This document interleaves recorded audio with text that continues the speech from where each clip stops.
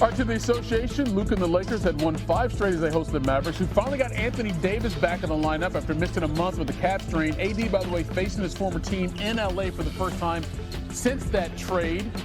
And how about Luka with the lob to LeBron for the reverse. And then right before the end of the first quarter, a little pump fake.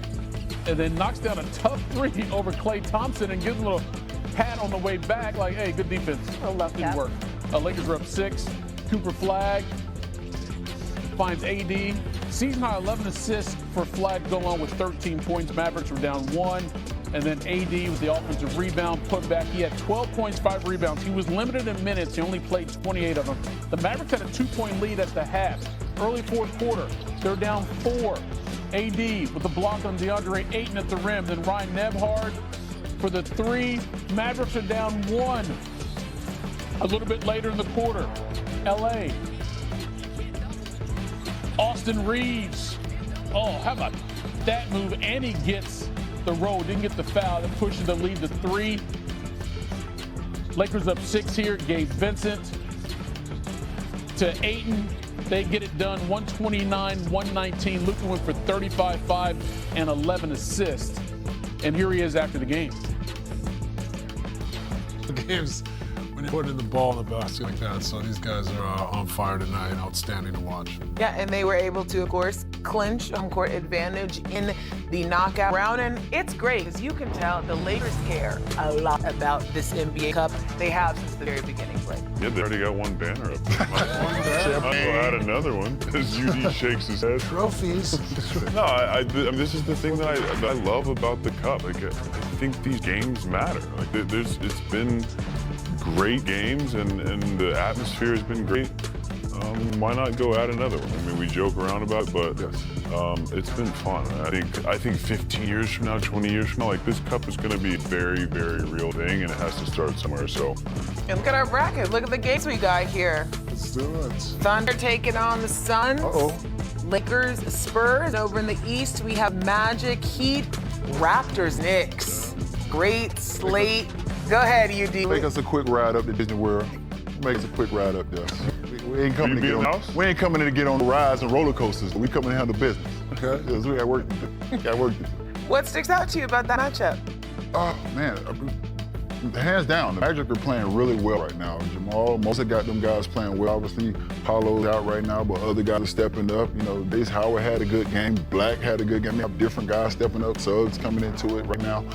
So they're playing well. It's gonna be a good test for us. I think, if I'm not mistaken, right now we're 1-1 against the Magic. So it can go either way. I'm sure those guys are looking forward to the challenge, and we're looking forward to it. It's gonna be fun. It's gonna be fun. And listen, anytime you get a chance to, I'm joking about it, but if you get a chance to hang a banner or get a championship trophy, you take it. Yeah. You take it. Yeah, and it's big in the Lakers, of course, get one step closer. What did you see, though, from DeAndre Ayton in this game? I just think he's been doing things that we sort of asked of him earlier in the season, right? You know, game 1 we were a little bit critical, and we talked about it.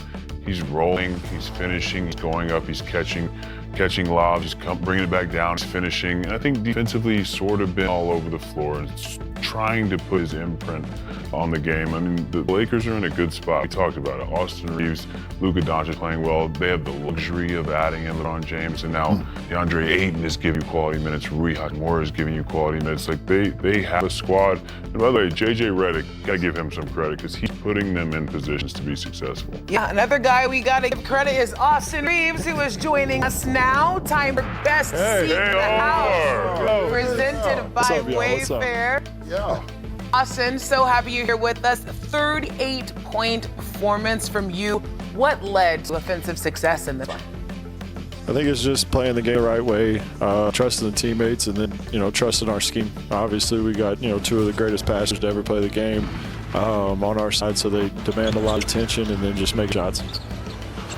Hey, AR, first of all, Boomer soon. Yes, sir. Get that out of the way right now. You've been phenomenal this season. Obviously, Luka has been phenomenal this season. But talk about the luxury of adding a all-time great back into this offense and figuring out how to play with him now. Talk about just what you guys are looking at and how he's taking on that challenge. Yeah, he just brings a different dynamic to the team. Obviously, he's a free brain in transition, can get all the transition points, and just the IQ that he brings to the table. You know exactly what the other team's going to run every possession. You know where you need to be, when you need to be there, and then, like I said, he's one of the greatest passers. Plays the game the right way, so it's very nice to have him back. Austin, Steve Nash here. Just wanted to check in on how you guys approach the Cup. Like, does it feel like this thing is growing, this competition's become more and more important across the league? Yeah, I think so. I mean, I think if you ask around the league, the thing that motivates everybody most is win a little bit of extra money. But at the same time, it's early advantage to lock you into a scouting report. Not that you don't do that on an everyday basis, but these games hold a little more weight. You want to win for everybody in the organization. So yeah, it's been really fun. Hey, Austin, Udonis Haslam here. Once again, as an undrafted guy, you're just a huge fan of everything you're doing. But can you just talk about the growth of being an undrafted guy coming in, having to make it, then you want to get a position, then you want to just be a role player and get minutes. Now you're thrusted into a star role. Just talk about the evolution and how your confidence has grown in every step that you've taken. Yeah, it's been crazy. Like you said, that's exactly how it went. I wanted to get a rotation, I wanted to get a spot on the team. I was on a two-way for a month or so.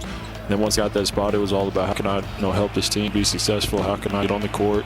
Figured that out, and then just continued to grow from there. I mean, all my coaches that I've had in the past have been in a good position to be successful. And I've had Bron, AD, and then now Luka. As running mates, it's been really fun to dream on. It's still, like I said the other night, it's crazy that people throw my name in there with Bron and Luka. It's just really fun to me. I just love basketball and love to play the right way. Congrats, Austin. Great game. Talk to me a little about Jayden. I think he's been looking great. He's been doing all the things. He's been rolling. He's been finishing. He's been effective defensively. What do you guys see from him? He's just a monster. He holds himself to a high standard. When he doesn't have a good game, he's the first person to, in the locker room to raise his hand and say he's got to be better. And that's what we need, people to hold themselves accountable, to go out there and play hard every single night. And that's what he does. He does the right things, brings, light to the team, and we're very happy to have him. Austin, you and Luka with 30-plus points in the same game for the second time this season. What's really been the key to finding offensive success together? I see that big smile on your face. Yeah, I mean, I usually don't give Luka too many compliments, but he's one of the best players in the league, has been since he came into the league. He makes the game so easy, draws so much attention that, every night, at some point they're going to throw a blitz at him. So then you play advantage basketball, and at that point you have me and Bron, a lot of smart players behind that to, make the right read, and that's what we've continued to do. And that's one compliment I'll give him. And leave it at that. Or talk about just changing the way you play. You're now a dunker. Known as that from now on. Is that a conscious effort this offseason? You just dunking all offseason? What happened? No. Me and Luka, we were on a race. He claimed that he has 2 dunks, but that first dunk was not a dunk. I need people to side with me on that. So right now at 2, he's at 1. But no, that I could end at 2 for the season. I don't really like jumping that much. Amazing. Dunker, 38-point performance. Congratulations, Austin. Appreciate you. Thanks, Austin. Get some rest. I'm sure you got an early tea time tomorrow. Yes, sir. All right, it is time for tonight's Productivity Playmaker, presented by Dell Technologies. Luka and Austin Reeves, of course, leading the way for the Lakers tonight. They combined for 73 points, 38 for Reeves, and 35 for Luka. I mean, you heard Austin talk about it there, but they really are finding such good offensive success together. Why is it working, Eugene? Can I play devil's advocate while it's working? Sure, why not? First of all, Mavs gave up 58% shooting in the first half. 59% shooting for the game. You're third. You're third in overall defense. This is a game, and I will go back to the first half. This is a game that I felt like if Dallas comes out with the right intent early, with the right energy, you just got AD back. With the right energy, with a sense of desperation, instead of going in up 2 at halftime, maybe you go in up double figures. And maybe Austin and those guys do get it going, but maybe you got a big enough lead or a big enough cushion where you can sustain it. But for me, watching that game and you're up 2, but the Lakers are shooting 59%, I knew that that's not sustainable. You're not going to sustain that if they're shooting like that. So for me, I love what Austin was able to do, obviously, and what Luka was able to do. But I'm looking at the other side of it. I'm expecting Dallas to defend better. Before the game, we looked at the numbers. You're third in overall defense. You're sixth in defending the paint. You're second in block shots. This is your identity right now. Until your offense comes, until you get all your guys, until you get Kyrie, this is your identity right now. So kudos to the Lakers. But damn, Dallas.